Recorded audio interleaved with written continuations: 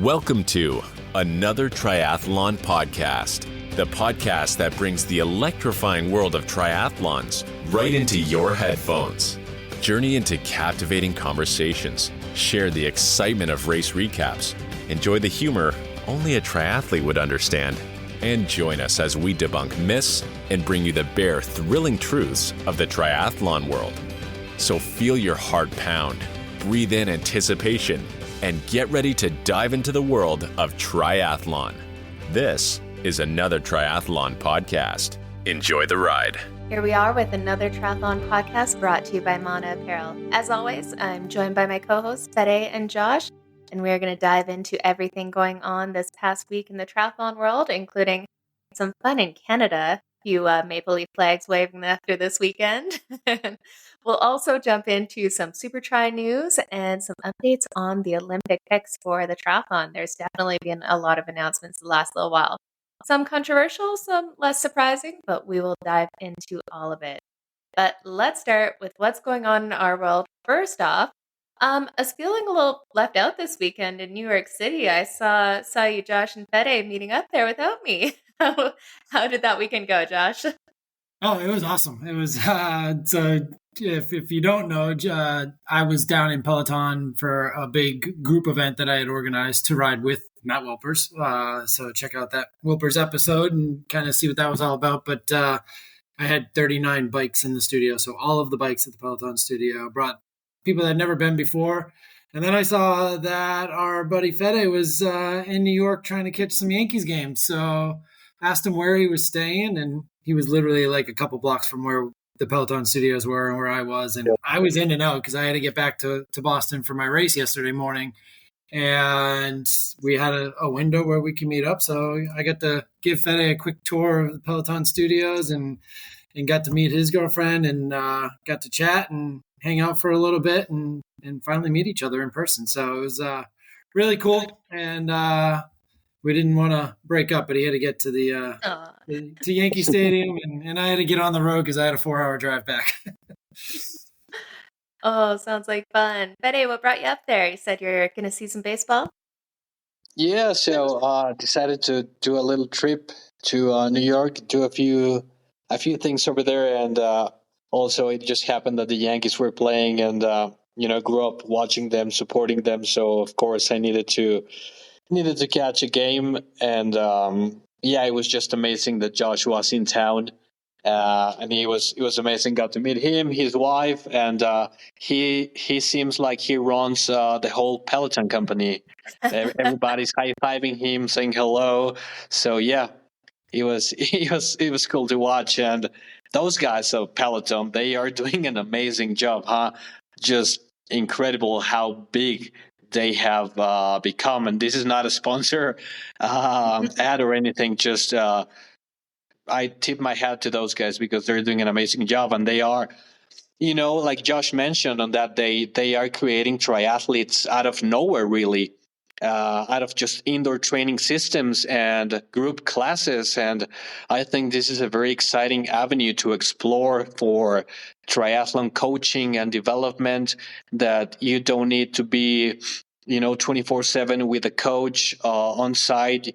You could have like workouts recorded, and as long as a person is willing and knows the metrics that they're working with, they could become very good athletes. So yeah, it was amazing. And of course now we started talking on that day, and somebody just signed up for 70.3 Maine.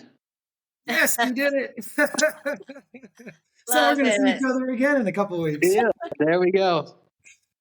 That's wicked. Oh, no, it sounds like lots of fun. But yeah. Josh, what else happened on your weekend? Sounds like you had lots going on. Yeah, so it was actually the week started. I get to go into Boston for a kickoff event. We'll talk a little bit more about it with SuperTri, and got to hang out with some cool athletes and meet Tim Dunn and some others involved in Super League. And then had the big weekend Saturday at Peloton, did a ride, and then I did a run and a hike, and then met Fed, and then hopped back in the car and hustled back up to Boston. I didn't want to bring my bike to New York and have it sitting in the car overnight. So I had to stop back at home. The race is about an hour and a half from my house. So we chose to get a hotel a little closer I think we had to be in transition about 6:30 in the morning. So we got to the hotel around 10 o'clock that night and felt good. And it was a sprint tri. So this was the first triathlon. And there's a post I just put up. This was the first triathlon I ever did 2 years ago this weekend.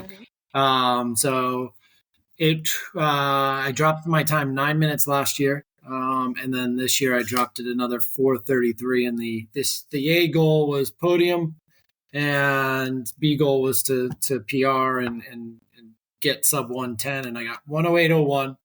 And then when I finally got on my phone and had the guts to look at the results, I realized I was 17 seconds behind and had closed like a 2-minute gap on the run to the third place guy off the bike. Yeah. And I didn't puke at the finish line as my coach had asked me to do. So I probably had another 17 or 18 seconds in my legs. So it's like, That's the worst when you're so close and if you had known, you could have done it, right? I think the difference in our T1 was like 18 seconds, like right there.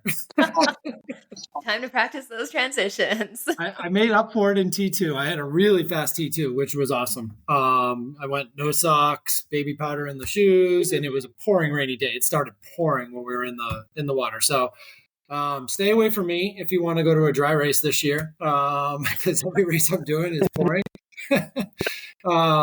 But I'm getting pretty good at it and had a really good swim. Again, that DeBoer mono wetsuit is phenomenal. I think night and day. I just knew I had a good swim in Springfield, and I got to the water just confident, feeling good. And I looked at the pictures of the start shoot, and I'm like in the back row 2 years ago.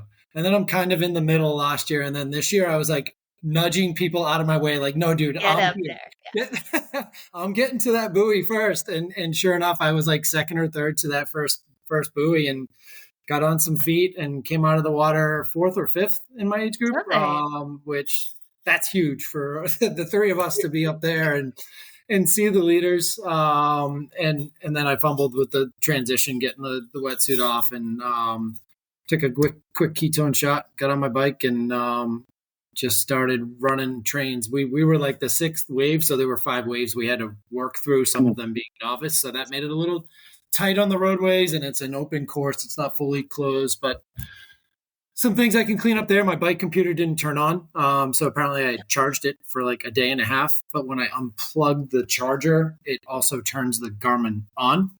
And it completely drained itself. I forgot to actually power it off. So lesson learned there. But it was nice to go off of perceived exertion too. And even though we had some power targets, I think I got there, and I definitely had to power up on a few moves to get by people going too slow or riding 3 wide, but felt good on the run, and negative splitted the run and finished with a really strong finish past like 5 or 6 people in the final shoot. And there was one more I just didn't get, I guess. Yeah. Next year's the podium. So it feels good to be that close and do it all and just kind of do that recap post and think about where I've come in 2 years and being here and all this stuff's just crazy. And it was a good weekend for sure. And then Janine raced the relay, and she did the 5K and set her new 5K PR post ACL. So it was a good day, good weekend for the family.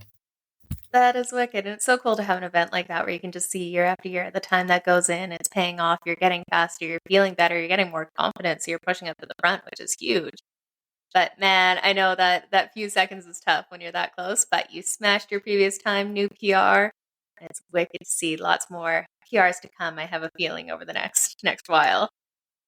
Yeah, it's nice to be in the running category now. Like that was like, I think I was 5th in every one in my age group. But the run has come so far, and it's like, and you can see where the people who are up at the top podium or in the top 5, they're all good runners. And now I'm putting myself in that category. That was the one that was like, I've gone from like an 8:44 down to I think this one was like almost sub 7. So it was like, we're getting there.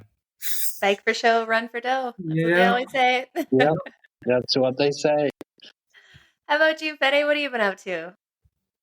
Well, besides getting to know the mayor of Boston in New York, the holder of the keys of the city, um, I ran a 5K in Brooklyn just to test out the legs, see where I'm at, and I'm happy to report that I was, pain free. Awesome. Nothing hurt. Nothing. I mean, I had a goal in mind, and I just didn't want to run I just didn't want to run over the teens. So I was like, as long as I'm in the teens, I'm good to go. And I think I ran at 1940 something, which is, yes, it's okay to be back, but a lot of work to do. And gradually picking up the pace and the volume and everything. But yeah, it was amazing. I got to run it with my partner, and then she's slowly getting into this running habit, so that was fun to share with her. But yeah, it was cool. It was also nice because it's like a 7 p.m. race, so that meant no alarm clocks in the morning. Yeah, it was fun. And saw the Yankees win. So Josh, we missed you, of course. So we need to get like a team reunion soon. But yeah, happy to share that. Back again, running pain free. That's wicked. That's so And he good to brought hear. the heat to Mexico, from Mexico to New York too. So it was probably warmer in New York than it was in Mexico normally. Yeah. It's that's so true. I think right now here in Mexico City we are at, I don't know, 85-ish degrees, and New York was like 95. Oh, geez. Not often you hear that reversal. Yeah, wild. That's awesome. How about you, Jenna? How was your weekend? Yeah, so this weekend was pretty quiet, but I had a pretty good weekend the one before. We didn't get a chance to catch up last week, but got my first multi-sport race of the season in last weekend, and this one's fun. It's a kind of a grassroots race here that I do every year. So one of the few races that I'll do more than once. Usually I like to find new locations, new courses, just keep it interesting, but went to the Chinook Multi-Sport Festival and yeah, came away with a win in the duathlon, so that's always fun. Um, yeah, it's just great to be out there in that race energy again. You kind of forget about it and how much fun it is to be around other people who are just as crazy as you to go out and do something like this on a Sunday or Saturday morning and get after it. Although, so initially I was planning on racing the duathlon on Saturday, and then there was the gravel Canadian champs on the Sunday. I missed the registration deadline. I'm so used to like these races. Usually you can register up until like the last minute and stuff, but no, apparently it closed significantly earlier than that. And I so would won the Masters category. So I was like, what do I get? And it was totally a day that I would love. It was cold, it was rainy, it was windy. It was just one of those gritty days. I'm like, I think one of the few people sitting inside where it's warm thinking I'd rather be out there. But Now, it was here's a the fun event. disclaimer, everyone. Jenna's been doing this for a long time. You can't just show up and win races like she Yeah. does. It does. Most of us, it takes a little bit more work. But this athlete can just show up and win. And oh wait, I could have won that race if I had registered in time. Oh. Yeah, I've been doing this for a little while. Actually, it was funny. I just got a Facebook reminder. My first triathlon was like, what was it now? It'd be 12 years ago. Yeah, 12 years Wow. ago. My first race was Ironman Buffalo Springs 70.3, and I've got all the memories and pictures from that, along with some pictures of some pretty nasty blisters on my feet. But that was my first open water swim in a wetsuit in my first triathlon. So another case of do as I say, not as I do. But after Yeah. suffering in 95-degree heat in Texas, I was absolutely hooked on this sport. And then apparently the same weekend was Ironman Ireland, where I was battling in the rain and the wind and loving it. Something about that weekend in rain, I guess. Apparently, just everything is that weekend. And weirdly, I was funny because I was seeing the pictures back to back, and it was my race number in the first one was 53. My race number at Ireland was 531. Huh. Wow. It's kind of cool. Yeah. My So number this weekend was 25. I was like, everyone's like, what did you do? Are you like in the elite field? I was like, yeah, low number. I was like, no, I think I just hit registration because I'm not missing that. there you go. And I think my number this weekend was 135. It was really weird. Just the same numbers over and over again. But no, it was a lot of fun just getting back in that race atmosphere. I love it. Just being around people and seeing, athletes of all ability levels from doing their first events to, trying to compete from podiums and all that. It's just fun to be back there. So it was really, really good. It is. We talk about the community aspect of it all, like the vibe at races. And I mean, running races and mountain bike races, anything. A lot of these communities are so small. You see the same people over and over again. Like you've been to this race every year and having that apples to apples. I have always talked about that. I love that aspect of triathlon because you don't get it going from 70.3 to 70.3. The courses are all different. But when you go to the same place and you see the same people and it was cool. I mean, I got to race with Nick yesterday too, which was awesome. So that was the first time sharing a course with him. And then I saw he's done the race before, and like 2 years ago, like 28-year-old Nick Lamb, like stud Nick Lamb, had his time 2 years ago. It was only 13 seconds faster than my time this year. I was like, oh, look at this old man. There you go. So that was another positive I took. Yeah, Nick's another one of our teammates at the Mana Endurance team. So check it out. We've got a pretty awesome group there. No, He did it on a road bike this year, though, and he still finished he finished fourth as well. I was like, oh no, P4 is all over the place. Fourth. Oh man, that's always brutal. Yeah. But yeah, and nothing else too crazy going on. Training away. I have to.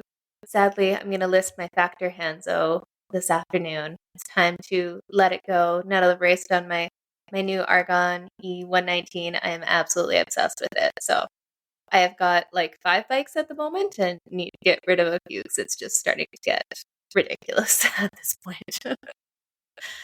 But let's get into some racing that's a little bit faster than ours. There were a few pro races this weekend, and like I said, a bit of Canadian domination, which I'm never upset to hear about. But Fede, why don't you tell us what was going on this weekend? Yeah, so this weekend we have just one pro race at 70.3 Mont Tremblant, and this is a very iconic race on the calendar. However, it has been, struggling the past few years. I don't know if you guys remember, but last year they had a few issues with fires. Or like moths or something like that were there like was wildfire smokes, and then you saw like this apocalyptic view of all these like bugs and moths just dead, which is weird. Yeah, that was very weird. And this year it wasn't like No fire. it wasn't fire. It wasn't smooth sailing either. It was a complete opposite, just downpouring rain 24/7. They had to shorten the swim to, I believe it was just like a K or like under a K. God knows what was the exact distance, because they just took out a couple of buoys and they said just swim. And they just they rounded it up at like a K or a bit under a K. We had the likes of Lionel Sanders, Ben Kanute, Jackson Laundry, Chris Leiferman, Matthew Marquardt, who has been doing amazing stuff coming from the age group ranks, as well as Justin Riley. And we saw the Cornell Lionel taking the win with an impressive 1:13.47 run and finishing in 3:35.11. Second place was Ben Kanute in 3:37.29, so 2 minutes behind Lionel. And on third place, and very surprisingly, Matthew Marquardt. Not to say that he's not a good athlete, but I mean he was faster than Jackson Laundry and Chris Leiferman. So for somebody who came up the age group ranks, he knows what he's doing on the pro field. And he looked like strong. He looked very strong on the run. He really did, and it was great to see everyone kind of pushing, and Ben Kanute kind of passed him at one point, and he tried to hang on. Like, he just didn't let Ben go and ended up just being seconds behind him. So that was really fun to see, because that is not easy to do near the end of a race when you're suffering when you get passed. to try to stick on them for a while.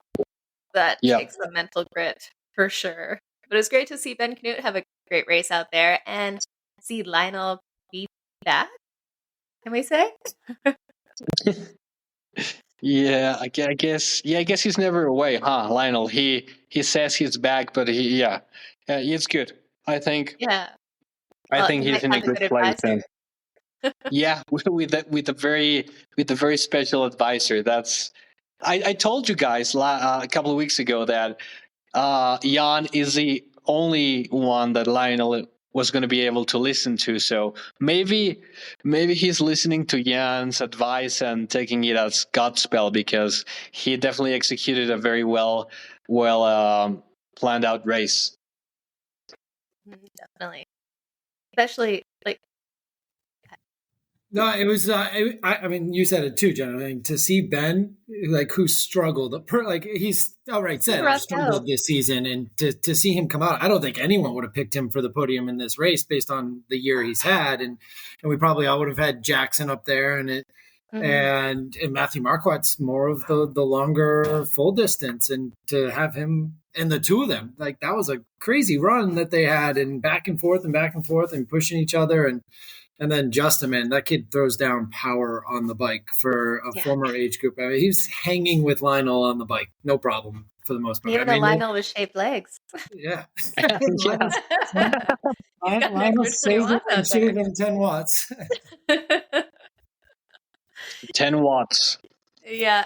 You know what, though, with the form Lionel's in with this race and stuff, like, it was a solid field out there, but I would have loved to see how he would have gone at the T100 in San Francisco. Like, just kind of the way he's getting things dialed in, and with the same situation with the swim where he would have been up there with, like, Sam Long and stuff. That would have been fun to see how it would go down. Now, the technical bike, he's definitely talked a lot about how he's indoors all the time, but would have been fun to see. Yeah. I think it certainly helped him. Like, Oceanside, we know he had a phenomenal swim, and there's no there's no breaks in the Oceanside swim. He got a break in the swim this time, and the one thing he hasn't been able to do was maintain some of that swim training he had been doing because of the injury too. So he's been biking and running. He probably cut a little bit of a break with the swim shortened, but you never know. I think he's just way above and beyond anyone else on the bike, and his run's phenomenal right now. Mm-hmm. Oh, it was really fun to watch. Yeah. Definitely. Good race, except for the whole, I don't know if it happened for you guys, but watching out on outside, all of a sudden there's a bunch of guys on a boat talking about fishing, and I'm like, what is happening here? They like cut the feed partway through and started playing some other random fishing show. So it missed a bit of the race with that. Ended up having to like get a VPN and go see the Ironman stream because we can't see that in Canada and the US otherwise. But that was random. And I just kind of like, I saw people commenting on it. I just kind of chalked it up to maybe it was like weather problems or whatever, because it was nasty there. I mean, it poured. Well, it turns out, so when I put the VPN on, I could still see the race just through the Ironman feed. It was, outside like screwed up the programming somewhere, I guess. They should really, it was nice when it was just on YouTube and Facebook Live and stuff. At least we got to see the race. I feel like there's been a lot of screw-ups with outside. Like, it seems like it comes up pretty regularly. It's not a one-off. Yeah. And I mean, I do get that it's a free streaming service that they offer for Ironman, but that does not mean that they need to cram like a gazillion ads in between. So many. Races. I thought Ironman was bad. My God. Yeah, especially a 70.3 race. I mean, it's not. I mean, Lionel did this in 3.5 hours. All right, so you've got 4.5 hours of legit coverage that we need in the men's race. Yeah. 5 hours in the women's. All right, come on, we don't need that many ads. Makes me appreciate the T100 even more when I'm like sitting there for a 2-minute ad break every 10 minutes. Yep. Anyways, so what about the women's race? We had some fun over there as well. We had a lot of fun on the women's race. We saw Canadian domination, like the likes of Paula Findlay, who she's been on a high roll, especially with her TTing ability, winning the Canadian National Championship. And she was just away from everyone, clocking a 4:01. So just almost cracked the 4-hour barrier. I mean, yes, it was a shortened swim, but it was amazing what Paula did. On second place, I mean, you can see Paula's strength on the bike because Tamara Jewett is a very fast runner, and she ran a 1:16.13, and that wasn't enough to catch Paula, and that was almost 4 minutes slower than Paula's finishing time. So you could see that Paula was riding on a different level. And on third place, we had from Australia, Ellie Salthouse, who she's been very consistent throughout this whole pro series. I think she podium as well in 70.3 Boulder. Fourth place from Australia as well. We had Grace Tech. And yeah, it was a very exciting race. But I mean, kudos to Tamara for that run 1:16. And then the way Paula is riding a bike right now is very, very scary. Yeah, it was wicked. If anyone didn't hear, Paula had her fair share of controversy going into the event. So the plan was to do the Canadian National Time Trial Championships on the Friday. It was Friday. Yeah, it was 2 days before. Yeah, and then to go race 70.3 Mont Tremblant.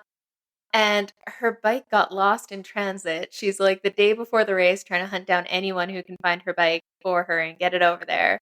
And they end up getting it the day before the event and having to drive 4 hours to the location to do the time trial championships. She gets up, does the time trial nationals, and wins that for the third time in a row, which is crazy impressive. And then goes on her merry way to 70.3 Tremblant and wins that as well. So it's funny. I put out the press releases for Cycling Canada, and I still wanted to put in there, Paula Findlay wins the TT, and then goes and wins the 70.3. But yeah, apparently the cyclists aren't as interested in that. Yeah. I thought it was pretty badass. So for one of the other things I saw too, and she did all this without Eric there with her. Like usually, a lot of her good performances, he's there. And actually, it seems like recently a lot of her good performances, he hasn't been there. So maybe a change of guard there. But he did send with her 2 different chains, one for the TT and one for the 70.3 race. Do you guys want to kind of explain to the listeners like why they might have done that? That's a good question, actually. I will say the bike tech to that degree, I'm not as informed on, unless she was changing out gearing between the 2 races. I'm not sure if she did anything there. Yeah, I would imagine it was probably a different chainring as well, too, with the flat, typically TT course as opposed to Mont Tremblant. It's got a little bit of elevation in it. Definitely. Yeah, I'm guessing that would probably be the reason. But yeah, I'm not too sure on that one otherwise. Interesting.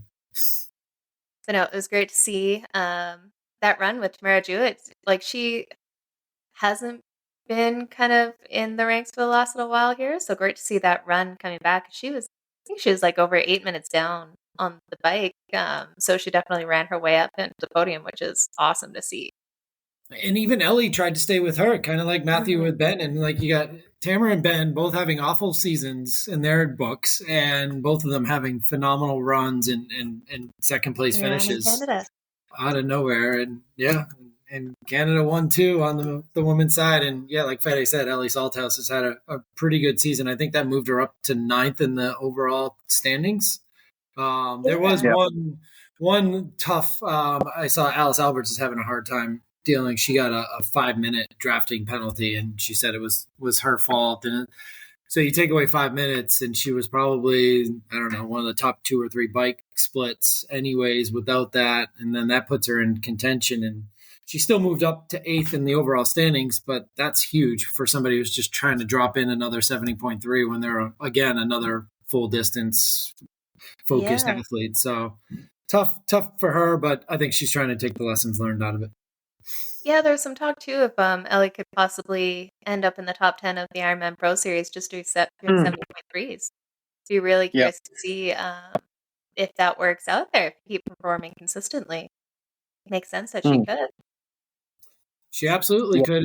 If somebody misses, I mean, look what happened to Kat. She did a full, but had to drop out, right? So that could happen to people that are maybe in the top 10. And then you get somebody like Ellie doing like 8,000 70.3s and having 5 good results, she's good to go. Yeah. Mm. There. Yeah, it was fun to see some good racing too. It was the front runners were definitely off the front and running away with it, but it was nice to see we got a little bit of coverage of what was going on behind so that we could see some of those podium placings and what actually happened back there. So kudos to them for showing a little bit more of that because, yeah, right now it just seems like we have a few races where there's someone just going off the front. You never see them again. So it's interesting if we got something else to watch in there. Yeah, Absolutely. Definitely a good weekend of what we hadn't really expected to be that big of a race. We knew Lionel was coming back, but they made it entertaining for sure. They did. It was good to see. Well, let's go into our social media and what the F post of the week here. Josh, we'll start with you. What do you got? What's going on socials? Well, mine's going to kind of preempt one of the Olympic results that or trial teams that we're going to talk about. But I don't know if anyone saw Taylor Reid's post from New Zealand earlier today, and it was. We've seen some upset and disappointed posts and results. He didn't let anything hold back. He didn't hold anything back on this post. He literally has no clue how he didn't make the New Zealand team. And I definitely recommend checking out the post and giving it a read and giving him some kudos or support or your feedback. Let us know how you guys all feel. But yeah, check that post out. Taylor Reid, NZ. And tough way for him. He's had a good go at it, but we'll talk a little bit more about that on the Olympic discussion of the pod. Yeah, disappointing for sure. He did a lot of work for the team to get those spots, to make sure that they were up in the rankings. To not get that and have it be left down to discretionary choices, got to be hard. Especially like he mentions in his post that he had some of the fastest splits in the mixed relay, which you would have thought for sure he's a lock in there. And unfortunately, they have decided to go a different way, which is really unfortunate. But, it's a good, bad problem when you got some talent and have to pick between people. But it was, would have been good to see him in there. Well, let's move on to What the F. And this has to do with someone that we talk about quite often on the podcast. Last year it was mostly because he was on every start list everywhere, regardless of distance. But this time it could be because we might not see him on many more triathlon start lists in the future. But Christian Blumenfeld, there is a lot of rumors going around that he is close to signing a 3-year contract with the World Tour cycling team, Jayco Alula. So is Blumenfeld moving out of triathlon after the Olympics? Is that why he's trying to get this last Kona spot to see what he can do at the Ironman World Championships? Will he go entirely to cycling and be done with triathlon? Or will he try to do a Cam Wurf where he kind of has a foot in both camps at the end of the day? Really curious to see where this goes, but what do you guys think? Is he going to go all in on cycling or try to do both?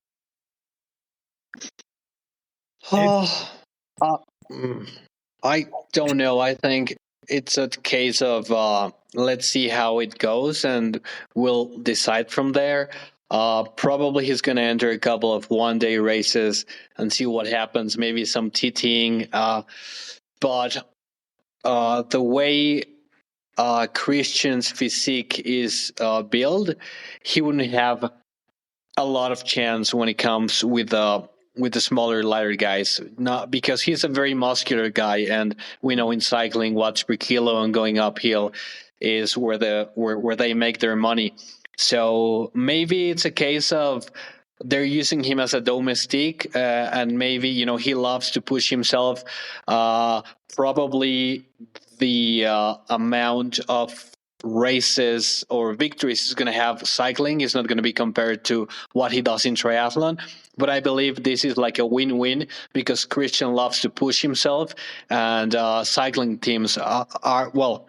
Now, Jayco is going to use that massive VO2 to pull their guys up front and then have them fresh for the big climbs. So, yeah, we'll see. Definitely exciting. Personally, I think Gustav more of a cyclist than Christian, but yeah, it's definitely going to be interesting to see what happens. I don't know what Josh and you think about it. My initial reaction is there's a lot of ties to his current team, the technology with the Santara technology. So the cycling team's already tied in with them. They all train up in Andorra together. So there was a natural overlap there, which at the level he's at in triathlon, it would be weird to see him just drop it and go cycling full time. And Fede brought up a lot of good points, but we also know that when the Norwegians get specific for an event or they get specific for one big race, they dial it in. So maybe they want to see where they can take him and what can they do with the human body and human performance. And and he's certainly been willing to learn it all. He's a brainiac when it comes to this stuff too. It's not like he's just the guinea pig. He wants to know everything that's going on and be involved and help make a lot of the decisions that are being made by Gustav or with Gustav and Olaf and the whole team. So I wouldn't push it past him, but my guess is he's still going to balance it and maybe go the Canmore route. Yeah, that's what I'd assume in there too. And while he's definitely not a World Tour GC contender by any means, could definitely see him on some of the classics and some of those one-day hard races where it's just about gritting through and having that engine that he does have, which is absolutely incredible. But could see him as the lead out for some of those bigger stage races, just pulling everyone along, but still has to make it around. Yeah. I'm curious to see, I guess, basically what his bike handling skills are, because riding in a peloton is a whole different beast than riding on your own on a TT bike. Like, those guys are close. And I know he does ITU, but that's like 40 guys all together. You're talking like a couple hundred together, all closely packed and riding even tighter with some technical courses and stages, not some parking lots and streets made technical by cones. So I'd be curious to see how he does in some of those races. But you know what? You never know with Blumenfeld, and it's always an adventure just to watch and see what happens. Yeah. I mean, and like Josh mentioned, like these guys are very scientific. So maybe Olaf was like, wait a minute, Taylor Neve is going to two disciplines in the Olympics. Why can't we? So maybe this is his way of saying, come on, we can do better than this. In 2028, we're going to do the triathlon and cycling and maybe some other random events. So maybe this is his way of testing things out and start, mapping the road for 2028. Mm-hmm. Yeah, he saw Taylor's doing 4. He wants 5 or 6 in the next Olympics. But that's what else we hadn't talked about was Taylor Niven is saying she's going to be in the cycling road race as well. So she'll be starting the time trial, the individual Olympic triathlon, the mixed team relay, and the cycling road race. All casual one Olympic go. Just because why not? Why not?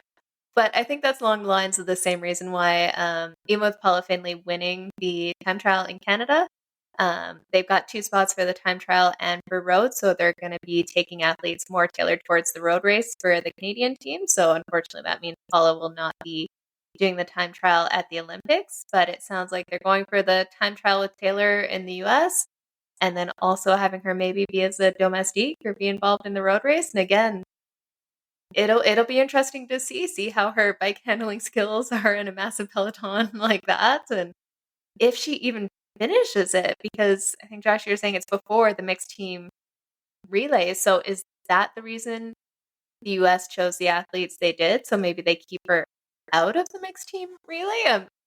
It's hard to imagine they're going to let her do the road race and then the mixed team relay right afterwards. Like, you got to be cooked at that point. I guess it really comes down to her decision and her team's decision and her coach's decision on what they want to do. But triathlon's her sport. We just had this Christian conversation. So it's kind of interesting to see how this plays out. Doing all 4 is crazy. And we had that conversation with Tommy on a previous podcast.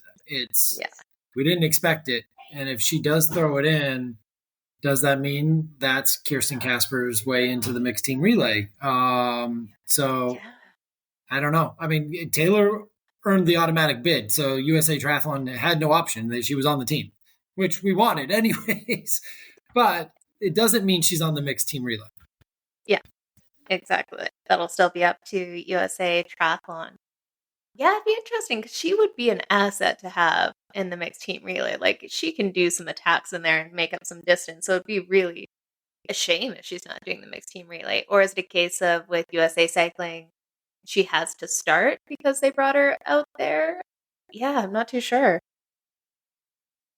Well, we'll have to wait and see how it all rolls out at the Olympics here. It is definitely going to be an interesting one, just even seeing who's going to be out there. But speaking of the Olympics, we did have a few more team announcements, and there have been some upsets, we'll say. One of the ones everyone was kind of waiting for, and we kind of alluded to some of the issues, was Team GB. We finally got the list of names, and for the first time in 4 Olympics, there's no Brownlee on the start list this year. So Team GBE, they've got on the women's side Beth Potter, Georgia Taylor Brown, and Kate Waugh, which that was another bit of drama there too. I think it was Sophie Caldwell was trying to get this spot in there, and they decided to go for Kate Waugh, and there was some they had to go to arbitration, figure out who they were going to pick for the Olympic team, and they ended up sticking with Kate Waugh. And then on the men's side, we have Alex E, which is a surprise to no one, and Sam Dickinson instead of Johnny Brownlee. What do you guys think about no Brownlees for the first time in so long?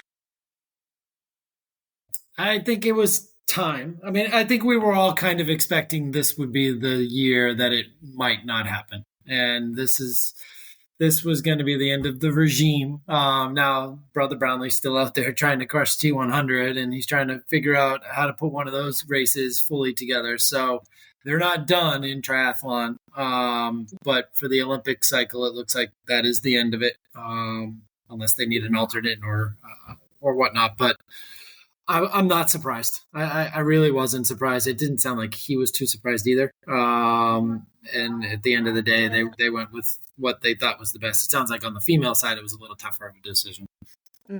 Although, you know what? I'm kind of surprised because you went Alexi doesn't really need a domestique in there. He's been able to hold on to these bikes. And if you're going to have anyone who's going to pull out a surprise performance on one of the big days, it's not going to be Sam Dickinson. So it's kind of those things where you have that Olympic experience and kind of have been there. Like, there was the chance of something cool happening, and especially so strong in the mixed relay. I was kind of surprised. Yeah, no, and we definitely have a vibe on the podcast too, where you guys love the veterans and the people with the experience. You get the newbie here that's like always pushing for the upset. I like how Josh says "you guys." So. Wait, calling us the veterans. Yeah. It's funny. You always seem to remember. Yeah, you always seem to remember the people who are like when you got into the sport. And honestly, that was a problem for a long time with the Ironman broadcast. It was they talked about all the people they knew from the days that they were racing pro with, kind of thing, and we can definitely be guilty of that as well. Because those are the people that, when you're in the thick of it and so excited about training, you definitely tend to root for, even though they're getting older just as much as you are. Yeah, I definitely had a little bit of that imposter syndrome when I was talking to Tim Don this week too. I mean, that was just like, speaking of the old guard, it was like, and he was reminiscent about his awful Boston Marathon experience, and it was a really neat conversation. But again, like seeing some of the people that they're talking about and him specifically, it's just really cool to be around that type of experience level in this sport. The knowledge that he has is crazy, and he definitely got asked a lot about the short shoot. So, oh yes, I can imagine. So, did we talk about Team USA? I can never even remember. We spent so much time chatting outside of this. I can't remember what we talk about on the podcast and what we don't. I think we did we? We did touch on it, yeah. Let's see, what else came out here? There's a ton of controversy around, I think it was Team Italy. Seems to be there were some people resigning from the Italian Federation and some drama going around over a bunch of politics for who was chosen for the team, even though there were much higher ranked athletes in the standings. So sounds like there's some drama there as well.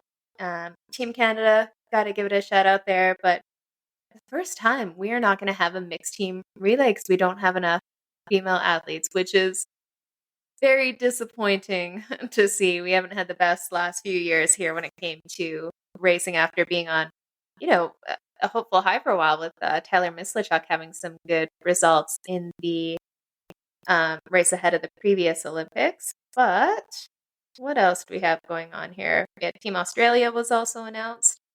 I don't think there is any drama there. Did you guys hear of any? No. No drama there. Team South Africa, we've got Vicky Vandermeer, and on the men's side, Henry Schoeman, Jamie Riddle. Nothing too crazy there. And then Team New Zealand, I think, is the last one that has been announced. On the women's side, we have Ainsley Thorpe and Nicole Vanderkay. And on the men's side, Hayden Wild and Dylan McCullough. So, of course, no surprise with Hayden Wild being up there. It'll be really interesting to see how this goes down. Are we going to have another Hayden and Alex showdown for the medals without will we have another Blumenfeld up there? Yeah, man. Who knows what they're going to lock in for this race? We've talked about it. I mean, he has, and I've listened to his most recent episode too, where things went wrong in Yokohama. He didn't have the race he wanted, and then Cagliari had the mechanicals. So I think he was in a better spot already for Cagliari, and now they are so race Olympic specific now that who knows what Christian's going to show up. I mean, I think we all expect the best one, and that distance specific, ready to go. But Alex and Hayden certainly are out there. Christian talks a lot about don't forget about Morgan too. I mean, the year he's been having. He's been on fire for sure. And have you guys heard about the latest controversy with the Olympics that they're not going to be providing air conditioners? So several countries are bringing their own air conditioners to the Olympic Village. Oh. It's a whole thing now. Yeah, apparently they're not going to include it. But like Europe hot, if it's like hot is different than the US. It's like everyone has air conditioning in the US, so at least you get a reprieve from it.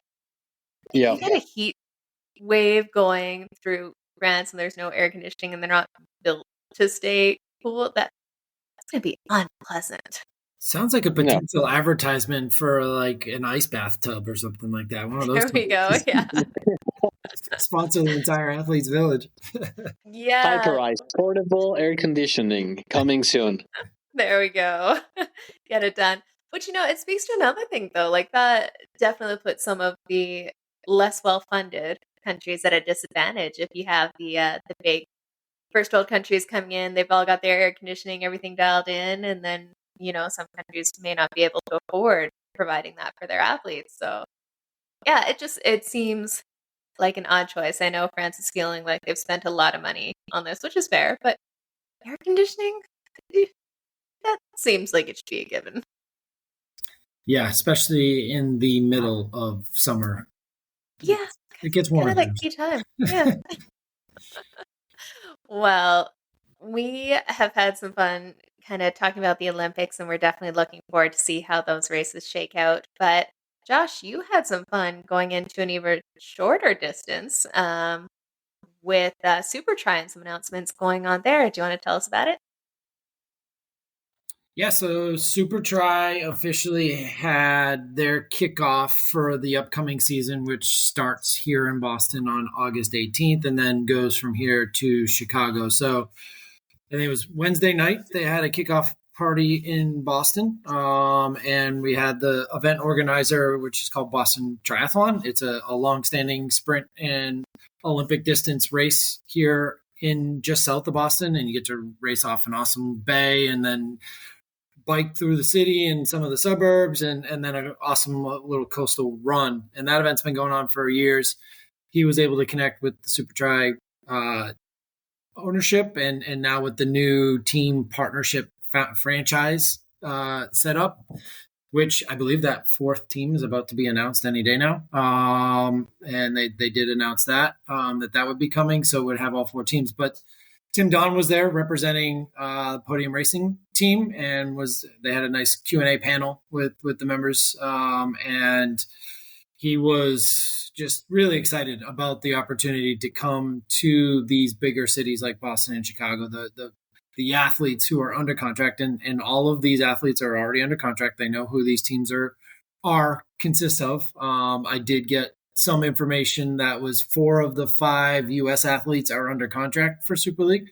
What for, we don't know yet. And I believe it's like over 85-90% of the contracted athletes are going to be coming from Paris to Boston to do that first race. So you want to talk about being in shape and being ready to go. They're going to be ready to go.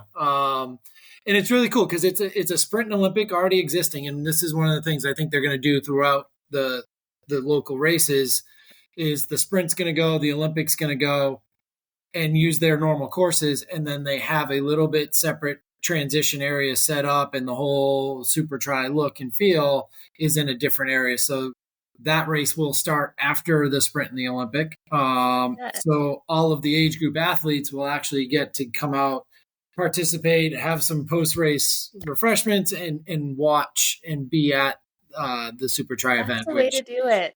Yeah. So that's going to be really cool to bring the crowd in with people who care and about the sport alone. And they've partnered with some of the local tourist boards and companies that are going to help promote it. So those campaigns are going to start to kick off. And some bibs will go to some local triathletes. I'm going to be getting a bib to the Olympic, which will be really cool. Good. Be my first Olympic distance on August 18th. And it was a really well-run event. They had some great food. It was hosted at one of these new F1 arcade facilities. So I don't know if you guys have ever seen that. So Jenny, it's literally a facility of like maybe 1,000 F1 simulators so the whole place is packed with just people from Boston being there as an activity to do on a Wednesday night. And then we had a little private room in the back that maybe had like 10 simulators and a bar and stuff for private events. So really cool facility. I guess they're popping up all over the place. This one just opened a couple weeks ago. That is my kind of bar to go to. That'd be so much fun. Oh, that sounds wicked. Yeah, it'll be fun to see the next team announced in there and get them rolling. I'm really, Super League seems to change things up every year, and this thing's no different. Did they happen to mention if they'll continue to have the short shoot? So it is going to be the enduro style. So swim, bike, run, swim, bike, run, swim, bike, run. We will have the cutoffs. And then obviously there's no cutoff if somebody's that far ahead of somebody else. That rule has been put in place. But they will have the short shoot. And it doesn't necessarily go to the swimmer that gets it, or so we know there was some controversy around Hayden Wild last year, and Tim was certainly asked those questions, and it just comes down to strategy and on the fly decision making. Mm-hmm. But the short shoot is in play. Yeah, no, he's awesome. He's just loves the sport, so into it, has so much experience with it. He's always been a fun person to chat to, and definitely knows his stuff. So be curious to see how this next Super League season goes down. It'll be fun to watch and see how, the changes actually mix up the racing. I don't know if it's going to have too much effect on the actual races, just more so how the teams are structured and the athletes in there. But you know what? They do such a good job at getting this fast, furious, short racing that people who aren't into triathlon are more likely to watch, let's be honest, than 3 hours of a T100 or 8 hours of an Ironman. Hopefully they have all the technical stuff worked out too, so we can see a lot more splits and information on screen and really make it something fun to watch. No, and that's, there's the whole individual race. There's the team race, as we all know. There's the season long individual bonuses. There's the swim bonus. There's the run bonus. So there's a whole bunch of different incentives for the athletes and for the fans to keep track of. It's definitely fan friendly because it is quick and fun and exciting. So they're hoping that this new format and franchise kind of holds and it becomes more of that F1 type of mentality and takes off. So we'll see how it goes. I think they're all excited about it. If you're in the Boston area, want to be part of one of these, I know the Boston Triathlon still has registration spots open. So same with Chicago. It's an opportunity to get your own racing done and then be there for these literally Olympic athletes coming right out of the Olympics and in top-notch form, running as individuals and teammates. So excited about that.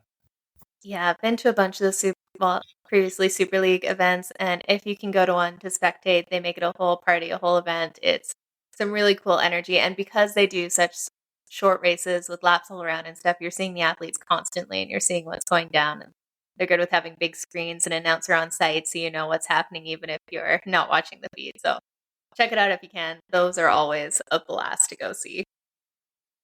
Well, I think the last thing we have going on here is another Ironman Pro Series 70.3 going on this weekend, and we debated how to pronounce this prior to the podcast, and I still have no idea. So it is Ironman 70.3 Les Sables-d'Olonne Vendée. Maybe. We. Oui. Yeah, Canadian, but definitely do not speak French. So that is my best guess at it. But we will start with the women's side. Some of the top names we got in there: Emily Morier, Jenna-Caer, Katie Curran, Maya Stage Nielsen, Charlene Cabell, Katie Coley, Pamela Oliveira, Danielle Blamel, Nick Bartlett, a few other names along there. And then on the men's side, well, actually, let's go into the women's first. Not the most packed start list, we'll say. We're definitely getting into the thick of Ironman racing, and a lot of the Ironman Pro Series athletes are obviously prioritizing those free Ironmans that they can have included. So it seems like some of these 70.3s are a little softer in between. But let's start with you, Fede. Who do you think is going to take the race this weekend? I am gonna take a local French with Marjorie Pierre. I think she has her own legs to back, and she knows the course like the back of her hand. So I think it's an easy pick. So yeah, I'm choosing her. Sounds good. How about you, Josh? Who do you got this weekend? Jenny, you can go next. Okay. You need to go first one of these days, too. You haven't gone first in a while. Oh, true. Maybe I'll save it for the races where I've got to figure I know or not. And we should do the daily try picks in there too and post those up. Those are a lot of fun. You know what? I'm gonna go Pamela Oliveira. I think she's gonna go turn it up, have a great result over there this weekend. How about you, Josh? I'll go with F1, Emily. I believe what Fede. I was actually going to go Marjolaine as well too, because I think that whole French aspect, home territory, and understanding the lay of the land is going to be a big factor here with not as deep of a field. So I'll go with Emily Moore. Sounds good. Okay, on the men's side, we have Rico Bogan, Gustav Eden, Clement Mignon, Arnaud Guillot, Nicholas Knet, Nicholas Mann, Matthias Cesarelli. Let's see. Oh, Micah Raylert, Cam Worth, Rasmus Svensson, George Goodwin, Vincent Kamel. Yeah, so a few decent names on here. So we'll start again with you, Fede. Who do you think is going to take it this weekend? Well, I know you guys know who I'm gonna pick. Yeah, cannot choose other than Gustav for this race. So thank you for picking me first. Yeah, Gustav. He's gonna take it. Yeah, I don't know. His run doesn't seem like it's quite back where I was looking at that, but I don't know if his run is quite back where he needs it to be up in that top rank. Listen to some of the Norwegian Method podcasts. He's not running fully yet. Yeah, no, fair enough. I'm gonna go Clement Mignon. I think he's gonna pull it out here. Same deal Josh was saying there. French, got the atmosphere, got the crowds cheering for you, ready to get it out there. How about you, Josh? I'm going to go with our buddy who was not able to be a part of the photo finish at T100 San Francisco, and Rico Bogan coming wire to wire on this one. That's a good shout. That would not be a surprise. Awesome. Well, we'll look forward to watching that, hopefully with a few less issues and getting to see the broadcast, but it should be some more fun racing this weekend. Anything else you guys wanted to chat about before we close it out today? I forgot I did get some good news today. Ooh, what's that? Unexpected. I totally forgot I even registered, but New York City has all these marathons have major ways of getting in, and they've been asking for people to like do a sweepstakes or whatever. And then they threw one out there last week or 2 weeks ago about a virtual registration for New York. And you have to do a virtual marathon this year within the week of the New York City Marathon. So October 28th to November 3rd, you have to do a virtual. Well, it was a lottery again. And I have friends who didn't get it. And then all of a sudden I saw the email come through that I got in. So That's with awesome. that comes awesome. With that comes a guaranteed entry to next year's New York City Marathon. Congratulations. That's wicked. I'll be running New York in 2025. That'll be a very, very cool experience. So Chicago, New York checked. And if Chicago goes well, Boston will be 2026. There we go. I tried to find a charity one for Chicago. Couldn't find anything that had any spots left in there. So if anyone hears of anyone who can get into Chicago there, let me know.